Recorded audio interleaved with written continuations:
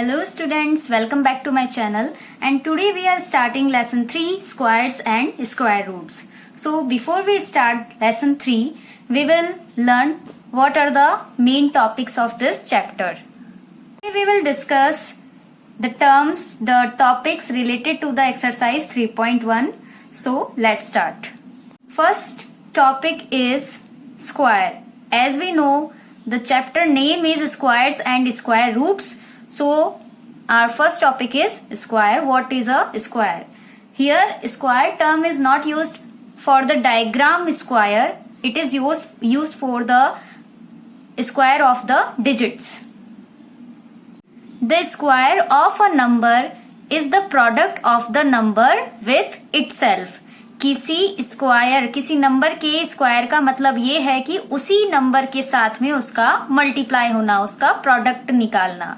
So example के लिए 1 multiply 1 is equals to 1, 2 multiply 2 is equals to 4, 3 multiply 3 is equals to 9. यानी कि किसी नंबर का स्क्वायर हम किसे कहेंगे कि उस नंबर को उसी नंबर से मल्टीप्लाई करने पर जो डिजिट आता है उसे हम उसका स्क्वायर कहते हैं. ऐसे ही 4 multiply 4 16, 6 multiply 6 36. Next topic is perfect square. When a number is multiplied by itself, the product is a perfect square. जब हम किसी नंबर को उसी से itself से यानी उसी से मल्टीप्लाई करते हैं तो उसके बाद में जो प्रोडक्ट आता है यानी मल्टीप्लाई होकर के जो आंसर आता है उसे हम परफेक्ट स्क्वायर कहते हैं.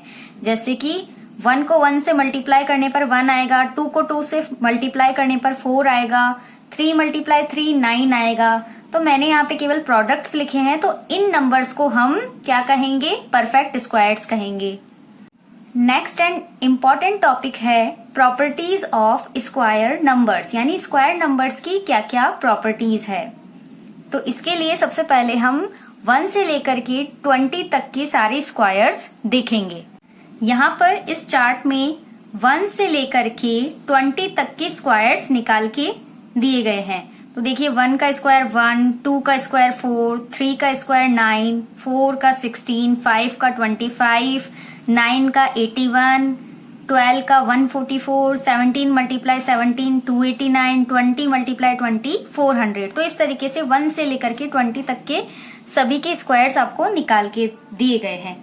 अगर आप केवल इनके परफेक्ट स्क्वायर्स को नोटिस करेंगे, देखेंगे, तो आप इनका केवल यूनिट डिजिट देखिए 1 4 9 6 5 6 9 4 1 0. तो इनके मोस्ट ऑफ यूनिट डिजिट में कौन से डिजिट आ रहा है? 1 आ रहा है, लेकिन 2 किसी का भी यूनिट डिजिट नहीं है, 3 किसी का भी यूनिट डिजिट नहीं है, 4 है, 5 भी है, 6 है, बट 7 किसी के भी यूनिट डिजिट में नहीं है, 8 भी किसी के यूनिट डिजिट में नहीं है और 9 है. तो इस टेबल को हम देखते हुए ये बता सकते हैं कि we can say that the numbers with 2 3 7 8 lying at units place can not be square numbers. यानी कि किसी नंबर के यूनिट डिजिट में अगर 2 3 7 और 8 आता है तो वो number can not be square number, वो नंबर स्क्वायर नंबर नहीं हो सकता. Just opposite the number with 0 1 4 5 6 9 lying at unit place can be square numbers. इसके जस्ट अपोजिट अगर किसी नंबर के यूनिट प्लेस पर यानी लास्ट डिजिट में 0 1 4 5 6 9 आता है तो वो नंबर स्क्वायर नंबर होगा. Some other properties of square are the square of an even number is always an even number. इसका मतलब है किसी इवन नंबर का स्क्वायर हम करते हैं तो उसका आंसर भी इवन नंबर ही आएगा. जैसे कि 2 एक इवन नंबर है, 2 मल्टीप्लाई 2 यानी 2 का स्क्वायर करने पर इसका आंसर आता है 4 और 4 भी एक इवन नंबर है. नेक्स्ट प्रॉपर्टी है The square of an odd number is always an odd number. It means कि अगर किसी odd number का हम स्क्वायर निकालते हैं तो उसका स्क्वायर भी odd ही आएगा. For example 3 multiply 3 is equals to 9. किसी भी odd number का आप स्क्वायर करेंगे तो उसका आंसर भी स्क्वायर भी ऑड नंबर ही आएगा।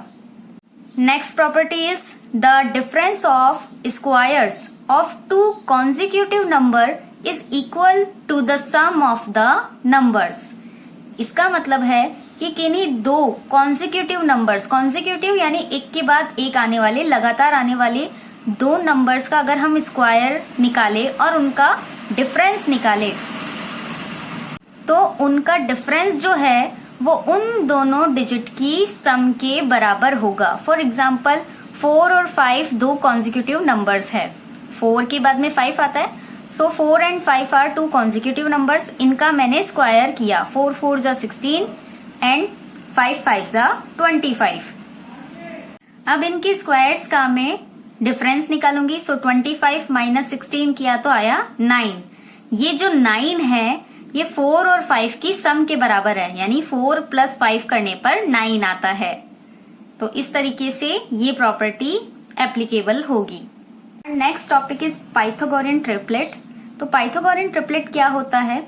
If the square of a number, किसी नंबर का स्क्वायर जो है is equal to the sum of the squares of two numbers, वो किन्हीं दो नंबर की स्क्वायर के सम के बराबर हो।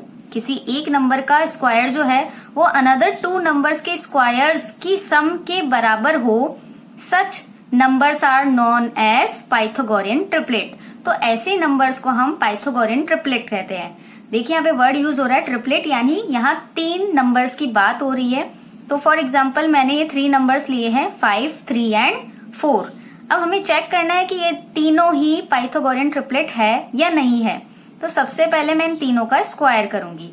5 का स्क्वायर करने पर आता है 25, 3 का स्क्वायर करने पर आएगा 9 एंड 4 का स्क्वायर करने पर आएगा 16। अब हम ऑब्जर्व करते हैं तो हम देखते हैं कि 25 सबसे ग्रेटर नंबर है और ये दोनों से छोटे नंबर्स है। तो मैंने इसे इस तरीके से अरेंज कर दिया, 3 square plus 4 square is equals to 5 square. 3 3 जा 9, 4 4 जा 16 एंड 5 5 जा 25। अगर आप 9 प्लस 16 करते हैं तो 25 आ जाता है। तो यहाँ ये हमारा पाइथागोरियन ट्रिपलेट का जो प्रॉपर्टी है वो यहाँ पे अप्लाई हो रही है कि यहाँ पे एक नंबर का square, if the square of a number, किसी एक नंबर का स्क्वायर अनदर टू नंबर्स के स्क्वायर के सम के बराबर हो तो इन्हें हम पाइथागोरियन ट्रिपलेट करते हैं। सो 3 4 5 इज ए पाइथागोरियन ट्रिपलेट। हमने एक्सरसाइज 3.1 से रिलेटेड सारी बेसिक टर्म समझ लिए हैं। आई होप आपको समझ में आए होंगे। वीडियो देखने के बाद में आप एक्सरसाइज 3.1 देखेंगे और उनके क्वेश्चंस को सॉल्व करने के लिए ट्राई करेंगे।